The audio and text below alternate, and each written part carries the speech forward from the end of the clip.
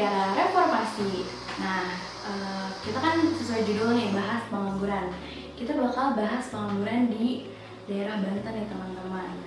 Karena ternyata Banten itu masuk ke peringkat 2 tertinggi di Indonesia dalam masalah pengangguran teman-teman. Nah, tapi sebelum masuk ke pembahasan yang lebih lanjut nih, ada baiknya kita perkenalan dulu nggak sih teman-teman?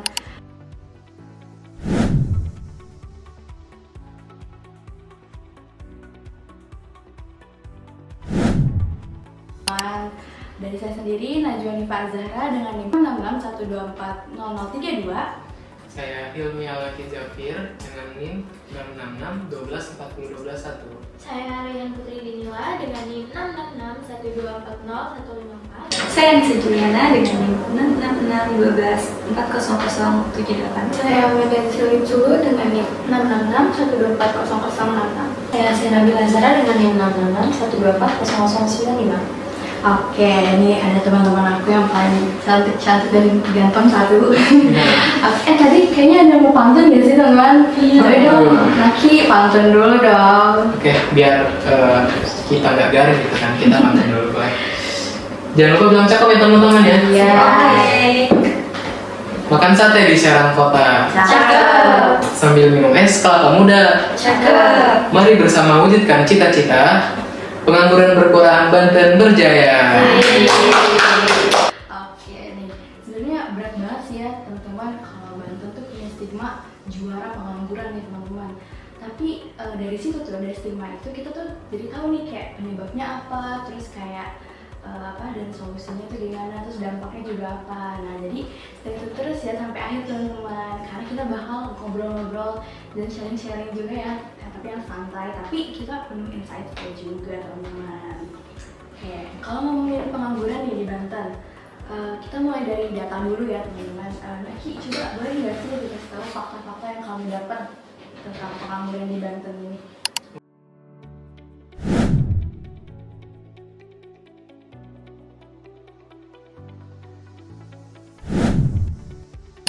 Oke, jadi untuk data sendiri ya, berdasarkan data dari BPS atau Badan Pusat Statistik Nasional, itu TPT atau tingkat pengangguran terbuka yang ada di Banten itu ada di angka 6,68% teman-teman.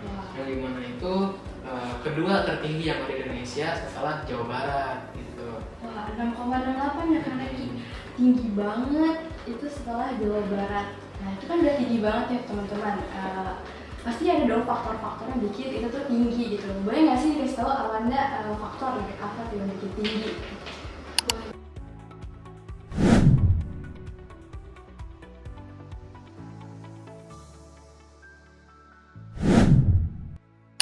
Boleh banget. Jadi sebenarnya kalau ngomongin faktor itu kan ada banyak ya, tapi ada faktor utamanya nih. Jadi faktor utamanya itu kualifikasi pendidikan yang rendah. Jadi di Banten ini, sekitar Banten itu kalau kita ngomongin tentang pendidikan itu masih kurang banget teman-teman.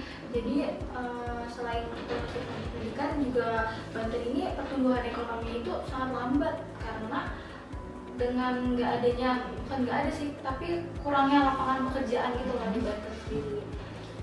Oh gitu. Nah tadi kan kamu udah mention tuh kayak kualifikasi pendidikan. Di sini teman-teman ada nggak sih yang punya cerita gitu kayak cerita teman atau keluarga yang kayak dia tuh lagi cari kerja susah banget tuh karena faktor ini gitu teman-teman. Boleh Putri ada nggak cerita? Nah, kalau tadi sebelumnya udah dibahas sama Manda tentang kualifikasi pendidikan. Kalau soal itu kayaknya banyak deh yang relate. Tapi kalau dari aku sendiri, aku pengen cerita. Jadi aku pengen kenalan, dia tuh SMK dulunya jurusan administrasi perkantoran. Karena dia SMK otomatis dia tuh udah punya pengalaman PKL dong. Udah belajar banyak teori-teori, praktek. Tapi begitu lulus kemarin, dia tuh masih kesusahan buat cari kerja. Melamar kerja sana sini tapi masih belum dapat karena katanya pihak-pihak perusahaan tuh lihatnya yang udah punya pengalaman atau praktek kerja langsung. Nah itu kan berarti selain kualifikasi pendidikan yang menurut kita udah oke nih, kita habis lulus bisa kerja, kita udah lulus lah istilahnya. Tapi in real life-nya kan perusahaan juga melihat pengalaman kerja, jadi pengalaman tuh sepenting itu. Iya betul banget tuh, berarti pengalaman tuh emang penting banget ya teman-teman. Tapi ya karena kan emang gak semua fresh graduate itu punya ya teman-teman. Nah, jadi itu kayak masih problem yang kayak kita tuh harus cari banget nih solusinya gitu. Oke, tadi kan kita udah bahas nih kualifikasi, ketidaksesuaian kualifikasi. Selain dari itu, ada nggak sih faktor-faktor yang bikin angka pengangguran di Banten itu tinggi gitu? Oke, jadi faktor lain yang signifikan itu menurut riset yang udah aku cari ya, ada minimnya konektivitas antara wilayah di Provinsi Banten. Jadi wilayah yang memiliki potensi ekonomi yang besar itu seperti Tangerang itu belum terhubung baik sama wilayah-wilayah lain. Hal ini yang membuat distribusi kesempatan kerja itu tidak merata. Gitu. Jadi kalau soal distribusi tenaga kerja aja belum optimal gitu ya, ada kaitannya sama kebijakan pemerintah di daerah gitu. Pasti ada dong. Jadi beberapa kebijakan pemerintah daerah tuh banyak yang berfokus sama satu sektor aja. Kayak contoh di Banten, Provinsi Banten kan terkenal sebagai kawasan industrinya ya. Padahal di beberapa daerah pelosok tuh ada sektor pertanian yang belum terberdayakan gitu pokoknya terus. Padahal masyarakat di sana tuh, masyarakat pelosok tuh sangat bergantung sama sektor pertanian ini. Jadi semoga kedepannya pemerintah bisa memberdayakannya. Baik. Nah tadi kan ada tuh mention industri-industri, kan di Banten kan emang industri banget lah gitu ya katanya.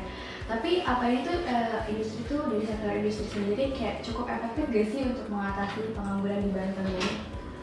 Jadi sebagian besar ya pekerja yang ada di sana itu harus yang namanya punya keterampilan atau keahlian teknis yang spesifik. Sayangnya para pekerja yang ada di sana semua lulusannya itu tidak mempunyai kesempatan atau akses pendidikan teknis itu. Jadinya banyak pekerja yang kerja di sana itu bukan lulusan dari Banten, akhirnya dari luar seperti itu. Jadi sektor industri juga sebenarnya belum cukup menjawab ya untuk mengatasi pengangguran di Banten ini. Betul banget. Jadi tuh kita ini butuh strategi yang lebih holistik gitu buat menangani pengangguran ini. Jadi kita tuh nggak boleh cuma fokus ke satu sektor aja. Betul. Oke, cukup. Nah kita kan tadi udah tahu nih penyebabnya. Sekarang kita bahas gimana sih pengangguran tuh mempengaruhi kehidupan di Banten?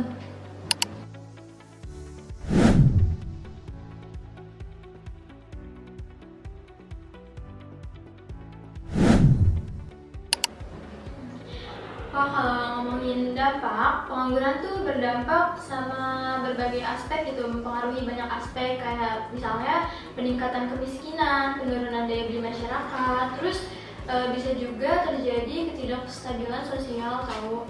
Terus udah gitu kita juga bisa lihat bagaimana pengangguran mempengaruhi kesehatan mental apalagi bagi anak-anak muda gitu Ya, belum dapat kerja. ngeri juga ya teman-teman, ternyata kalian ada nggak nih cerita kayak yang tadi udah Putri jelasin? Oh aku mau cerita. Nah aku dengar cerita dari teman aku yang katanya salah satu keluarganya itu jadi bergantung banget sama bantuan sosial yang pemerintah kasih gara-gara pengangguran. Ternyata pengangguran tuh nggak cuma soal ekonomi doang ya teman-teman, tapi juga soal kesejahteraan sosial dan kesehatan mental ternyata ya.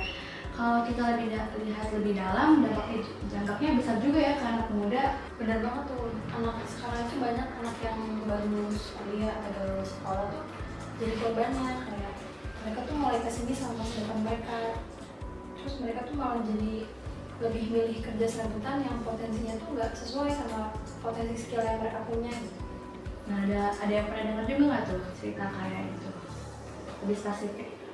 Jadi pernah sih waktu itu teman aku tuh awalnya dia semangat banget itu kan, semangat excited gitu kan mencari kerja sana sini, dia membuat lamaran kerja sana sini, memberikan surat lamaran kerja ke perusahaan-perusahaan, yang akhirnya setelah 1 tahun berlalu dia itu belum dapat kerjaan juga sampai sekarang gitu kan. Akhirnya dia sempat putus asa dan juga frustasi, yang akhirnya dia tidak melanjutkan, tidak meneruskan untuk mencari kerja dan kembali menjadi bertanggung kepada keluarganya sendiri gitu kan, seperti itu. Dampaknya juga terasa di lingkup keluarga juga ya teman-teman. Jadi banyak malah orang tuanya yang kerja padahal anaknya tuh udah bisa kerja gitu ya. Jadi itu kayak kesan jadi beban keluarga banget gitu ya teman-teman. Benar banget. Jadi banyak banget sekarang teman-teman kita itu yang sudah bisa kerja tapi malah jadi belum kerja dan malah bikin tanggungan keluarga itu lebih banyak. Jadi kasarnya kayak beban keluarga gitu. Jadi kalau terus gini kan nggak mungkin dong, efeknya tuh bisa harus ke generasi selanjutnya kita. Betul banget tuh. Nah, kalau kita tadi kan kita udah bahas tuh ya penyebab terus juga dampak. Nah pastinya ada solusi dong. Nah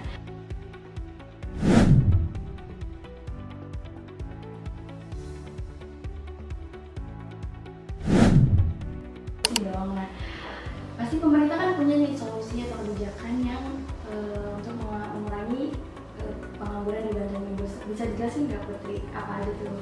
Pasti dong, pemerintah tuh udah ngejalanin beberapa upaya kayak pengembangan UMKM, terus pelatihan berbasis masyarakat, optimalisasi badan latihan kerja. Kan kayak sekarang banyak tuh BLK yang lagi berjalan. Udah gitu ada juga job fair.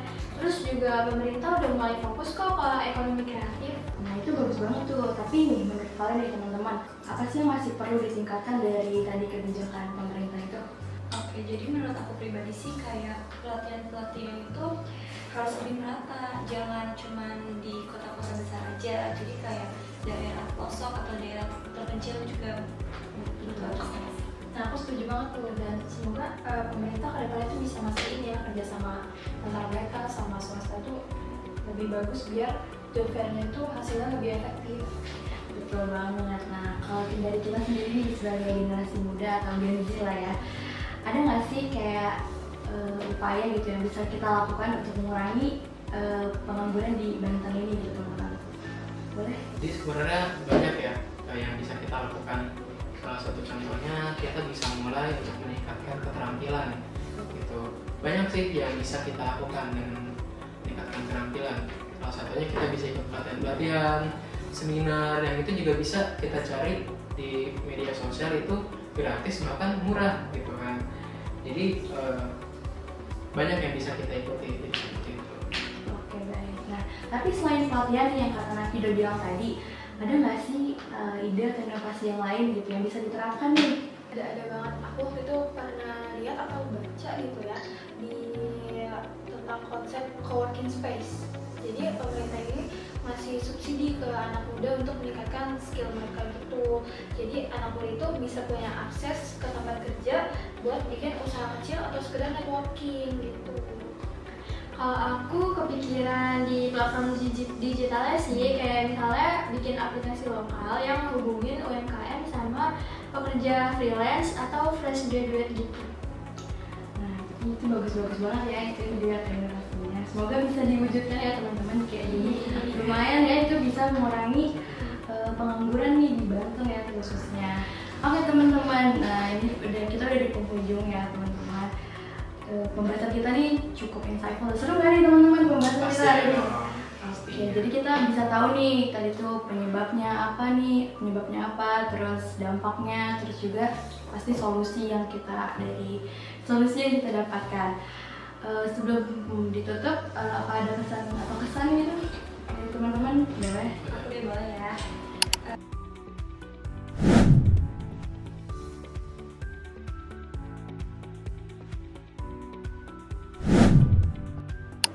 Oke, jadi menurut aku kunci dari permasalahan pengangguran yang besar yang terjadi di Provinsi Banten ini, itu kuncinya itu kolaborasi pemerintah, swasta, dan masyarakat itu harus saling bersinergi untuk mengatasi masalah ini. Nah, ketiga pihak ini harus bekerja secara sinergis, saling melengkapi peran dan tanggung jawabnya masing-masing. Pemerintah bertugas membuat kebijakan yang mendukung, sementara sektor swasta memberikan kontribusi melalui inovasi dan investasi, sementara masyarakat harus aktif berpartisipasi dan mendukung langkah-langkah yang diambil.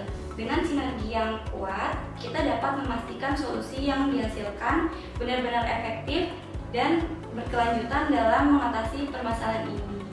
Oke, mungkin ada lagi teman-teman? Nah buat kita semua jangan berhenti menuntut ilmu ya, dan terus tingkatkan keterampilan biar gak jadi pengangguran. Oke Oke, nah setuju banget tuh. Oke deh, makasih teman-teman di sini udah sharing-sharing ya tadi. Juga makasih teman-teman udah dengerin podcast kita hari ini. Jangan lupa apa teman-teman? Subscribe YouTube Lab HP. Oke deh, sampai jumpa di podcast teman-teman kita selanjutnya. Bye-bye.